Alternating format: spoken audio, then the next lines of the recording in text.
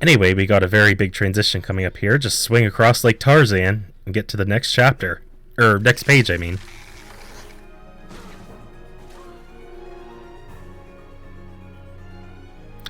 Part for the palace. Already starting off here at the treehouse, though. I noticed I was just, as I was watching this video, like, I got a little crazy with just the throwing balls mechanic. Yes, I just said throwing balls. Take that out of context as you like, But, yeah, I just got a little obsessed with throwing the water balls and paintballs and all that. Just everywhere. I don't know. There's something addicting about it. It's weird. But, much like with, earlier pages, I do a pretty good job actually as far as finding everything that's in the area. I do find all the storybook pages, just to throw that out there for the record. I don't think there's a single one I missed at all in the playthrough that I can recall. At least not for up to this part of the game. If I do miss anything though, just like with the balloons, I'll save it for later. But just to recap, there is one balloon that I miss in the very last page of this chapter, so it's something I'll have to come back to show later. And something else I didn't bring up too, because I already played through this chapter and the video recording didn't actually record me playing the game, like I didn't record it, I did earn the achievement because I recorded the entire chapter. So there are 2 trophies that I don't show on screen to me earning, but I do at least show. Unlike his nicely trimmed hedge maze, the vines refused to stay where the king wanted them. He ordered his subjects to pull up every vine they saw. But the people were getting tired of the king's endless decrees, so they secretly began watering the vines whenever the king wasn't looking. Some mutiny going on.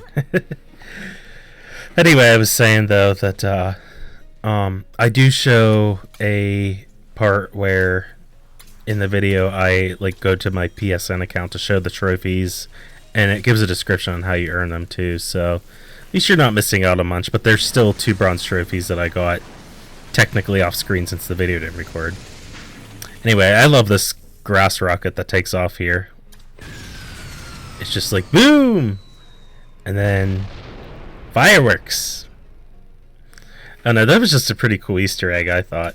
See, something like that should have been an achievement, but they didn't for some reason. Or, well, I say achievement, but I mean, since it's a Sony console, PlayStation trophy, even just a bronze would have been fine for that.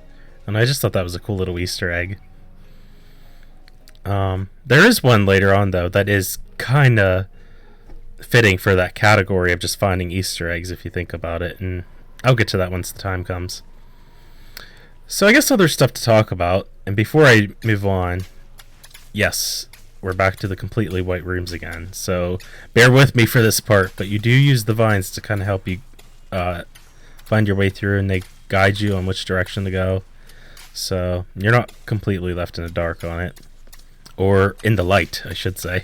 Not in the dark. Bad pun aside, though. So yeah, some other stuff going on. At the time this video goes up, it depends when I choose to upload it, and once everything's edited and stuff. MAGFest is coming up really soon. That's going to be a lot of fun. Me and my one friend are going again. Both of us went last year. He actually went as Batman, I went as the Dark Mad Hatter.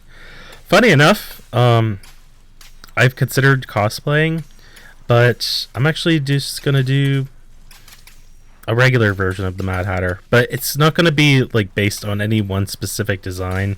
I'm not basing it on the Tim Burton version of the Mad Hatter or the one from the Alice in Wonderland, the Disney 1950s movie with the cartoon.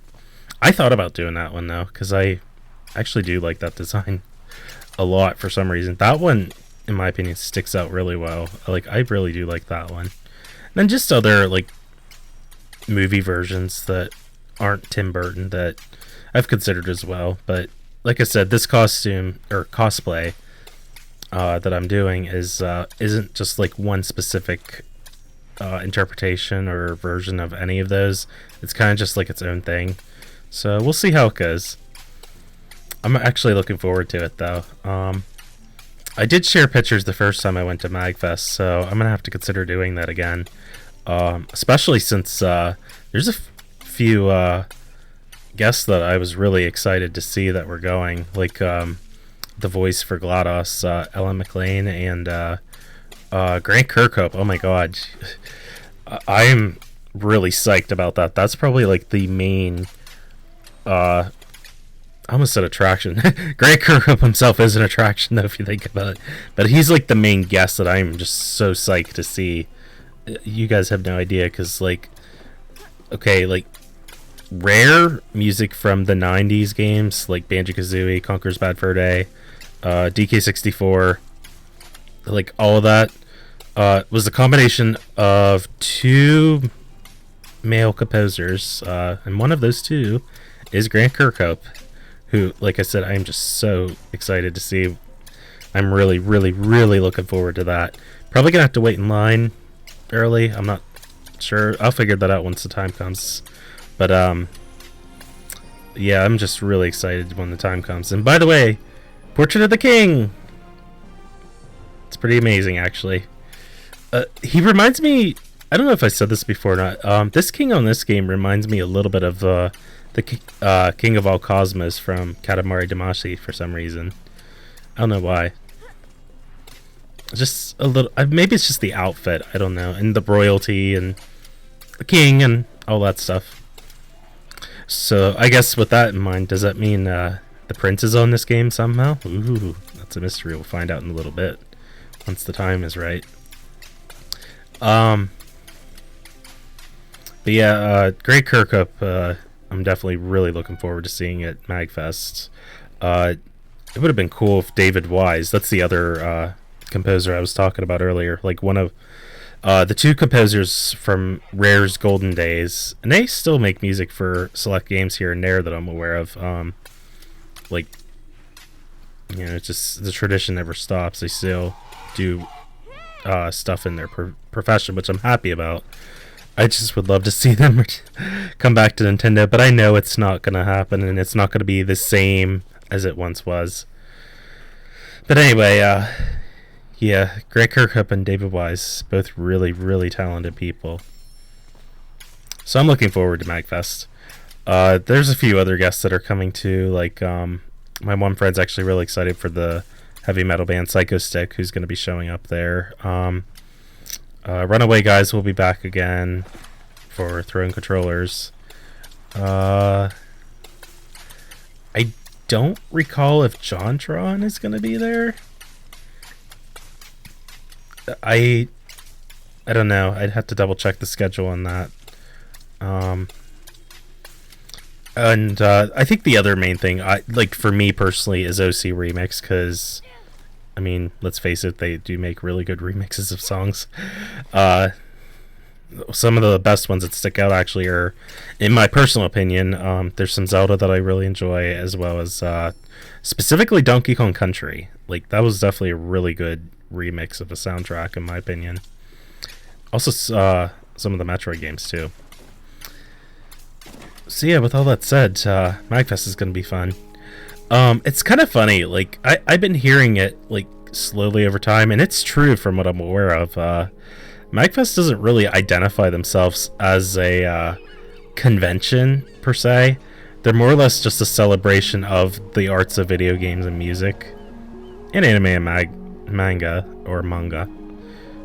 Oh boy, I just had to open that can of worms with the pronunciation. The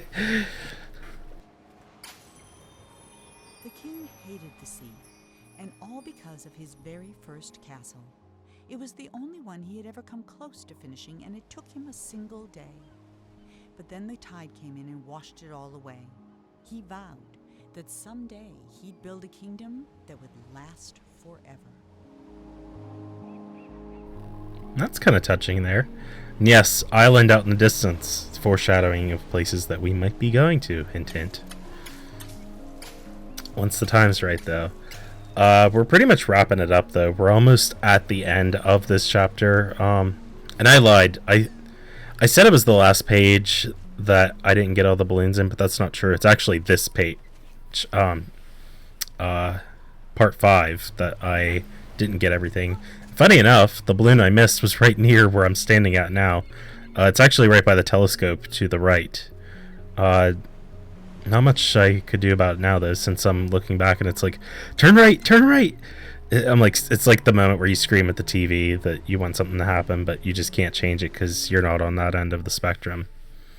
Anyway, the telescope I just used. You get an achievement by zooming in all the way and peering at the king.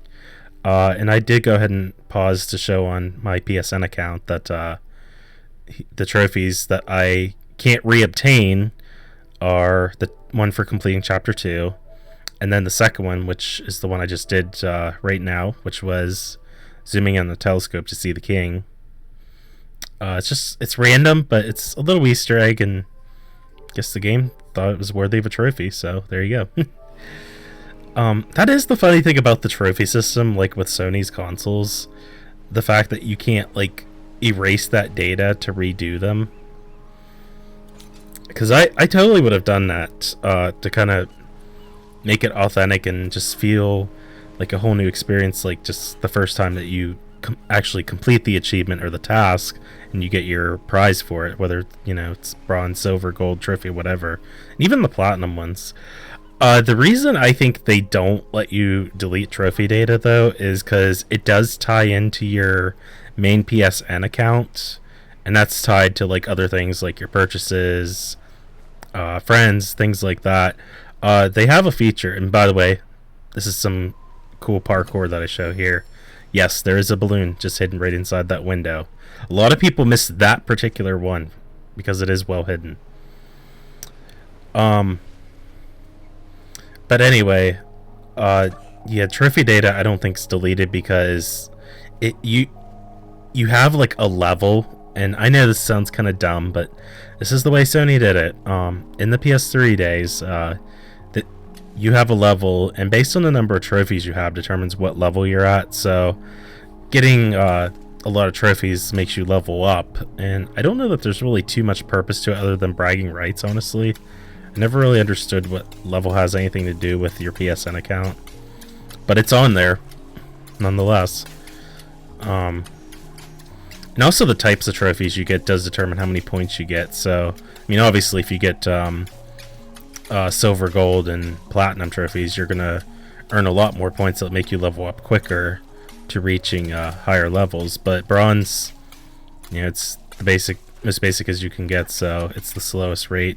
But a lot of games do have bronze trophies, so you got to keep in mind that even though bronze doesn't award a lot of points, you do get a lot of them, which add up over time. So, I mean, it makes sense in that perspective that, you know, games have a lot of bronze ones. This game actually has, funny enough, I think it only has 1 silver and 2 gold ones, if I remember right. And everything else is bronze. There's no platinum on this game, though, and I think that just has to do with the fact that it is a short game and it's an indie developer. So usually platinum is saved for like full feature titles, like the big hits, basically, that are like the $60 games, like Little Big Planet. Well, I don't even really have to describe any games, honestly. I think everyone gets the idea. But yeah, the trophy system's just kind of weird overall. It doesn't make much sense. And you can't delete like trophy data. Like, you can make yourself a new PSN account, but there's no way of deleting that trophy data once you have it on your account. I mean, once it's there, it's kind of stuck permanently for good. Kind of like digital games. Once you download them, they are stuck on your system. And you can switch a new account or whatever, but the fact of the matter is that the digital download that you get is still stuck on whatever system you had it on. I'm not even going to get into crossplay stuff. That's a subject for another day. But yeah, I think I covered everything. I like how I jumped from MAGFest to talking about how the PSN network trophies work. Just like that. I mean, that's what happened. I got distracted, so I switched subjects. And I do tend to be like a rabbit and hop around different topics pretty easily. So, I'm like I said, to Wonderland, so I get fixated on a lot of Alice in Wonderland stuff. Which, speaking of which, as funny as this sounds, I don't know if I've ever told people about this before or not, but I surprisingly don't have a lot of Alice in Wonderland merch. Like, when it comes to Alice in Wonderland stuff, the only thing I really have is several of the movies. I have the book. I have the cosplays for the Mad Hatter that I've done.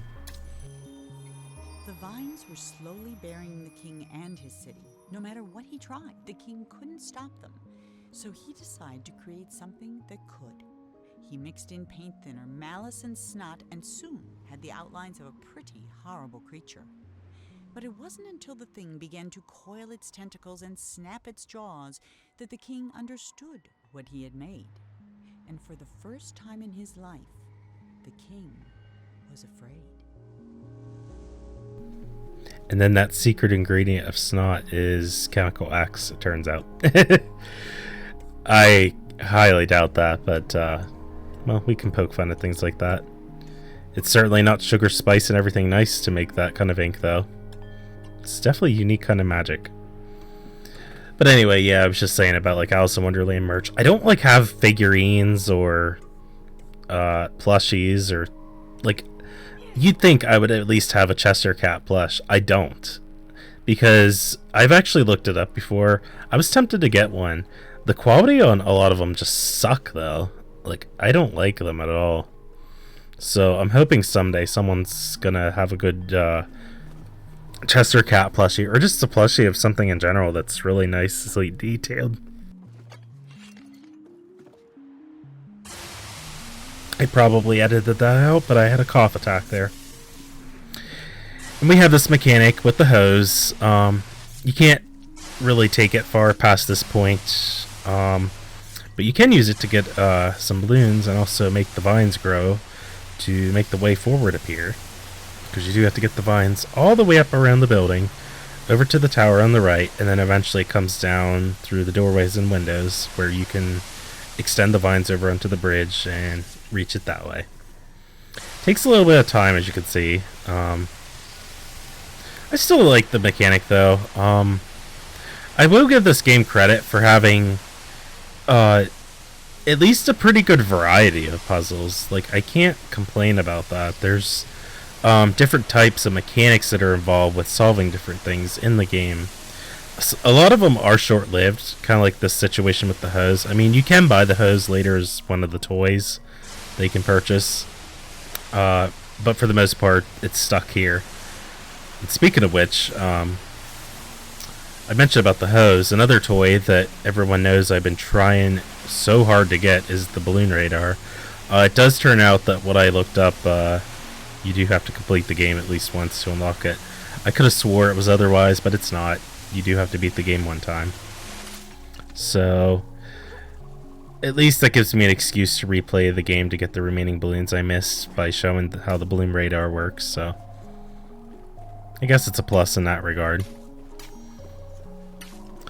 But yeah, we're just about finished with this chapter, actually. There's not much more to go. I think there's just one page, actually. With one balloon, I might add. There's only like one balloon in the final page of the game. Not the game. I mean this chapter. Not quite the game. There's still more of the game to show yet. And speaking of which, the mechanic does change. I said about how like there's different mechanics and puzzles in each chapter. That is true. Like even just with the ink or the water balls that you use, I do like how that works between chapters. But yes, here we are at part 6. I believe, if I'm not mistaken, there is a story page that was in here somewhere. Oh, hello, Sword and Shield. Even half finished, the creature had no trouble swallowing up all the king's soldiers, half his zoo, and 3 peppermint gazebos. It was only with the help of his pet hippo and the giant that the king was able to force it into the sea. And though the water remained black for years after, the creature was never seen again on shore. That creature, by the way, that they show there is totally not a Game & Watch octopus. And also, I want peppermint gazebos. Like, seriously, someone needs to hop right on that. Kind of like hire Willy Wonka as the architect and get that shit made. That sounds like a lot of fun. Someone hop to it. I seriously want a peppermint gazebo now. So yeah, we're just about finished with the chapter here.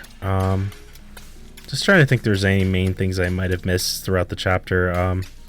Like I said, a lot of the mechanic in this one is the vines, and earlier on it was like just climbing tall buildings, so a lot of climbing and a lot of vines. So that's pretty much what the theme of this one was. I wouldn't say this is my favorite chapter, but I still like it for what it is. I don't really have any main problems with it, honestly. It's just I think there's other parts of the game that, in my opinion, are more exciting and better, just suited to my taste, I guess you could say.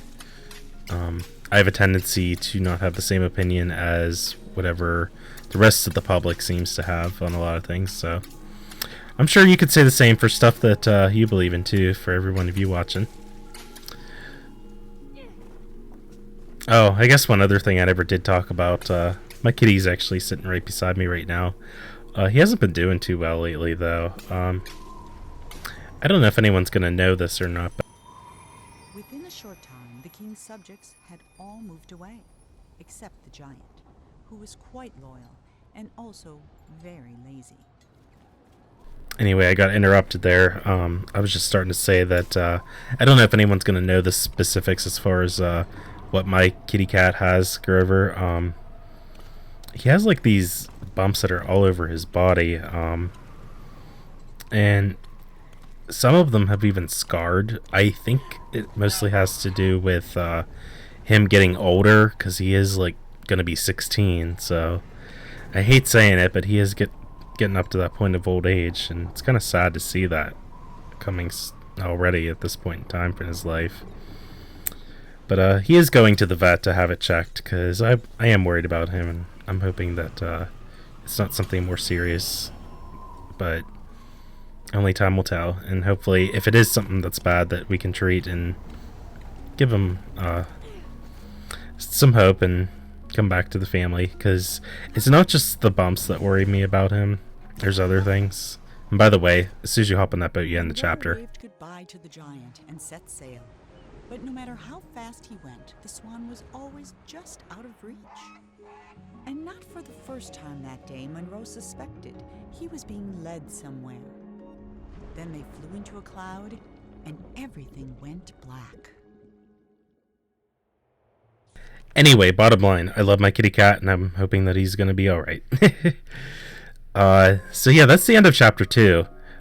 We'll be moving on to Chapter 3, which actually takes quite a twist. Nightmare is the name of the chapter. Before I ended the video, though, I did purchase a couple toys. I tried to buy the radar because I wanted it so bad, but obviously I can't get it now. I got Stop Time for Balls and Clear Canvas. That's going to be it for this video, though. I'll demonstrate what those toys do once I show some of the next videos here. Till next time, though, guys, this is Wonderland. I hope you guys enjoyed. I'll see you later.